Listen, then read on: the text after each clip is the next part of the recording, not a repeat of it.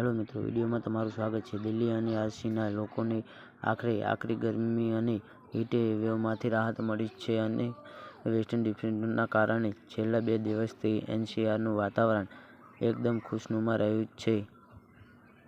જો કે આ પછી લોકોને આગામી કેટલાક દિવસો સુધી ફરીથી આકરી ગરમીનો સામનો કરવો પડી શકે છે. પરંતુ 28 થી 30 જૂન દરમિયાન ચોમાસું દિલ્હીમાં પહોંચ્યા પછી પરિસ્થિતિ બદલાશે. હવામાન વિભાગે આગાહીમાં કહ્યું છે કે 3 જુલાઈ સુધીમાં સમગ્ર દેશમાં ચોમાસું ફરી શરૂ થશે અને ઉત્તર-પશ્ચિમ ભારતમાં વરસાદ શરૂ થશે, જેમાં દિલ્હીથી લઈને હરિયાણા અને પંજાબનો સમાવેશ થાય છે.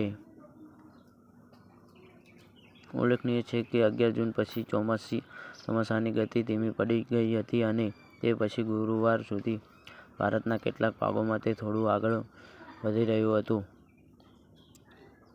ગુજરાતમાં ચોમાસાને પ્રવેશ્યાને 10 દિવસથી વધુ સમય થઈ ગયો છે, પરંતુ તે માત્ર દક્ષિણ ગુજરાતના બંને જિલ્લા વલસાડ અને નવસારીમાં જ અવિરત વરસાદ નોંધાયો છે, જ્યારે ગુજરાતના બાકીના વિસ્તારોમાં ગરમી પીડાઈ રહી છે. વિડીયોમાં રહેવા બદલ ધન્યવાદ.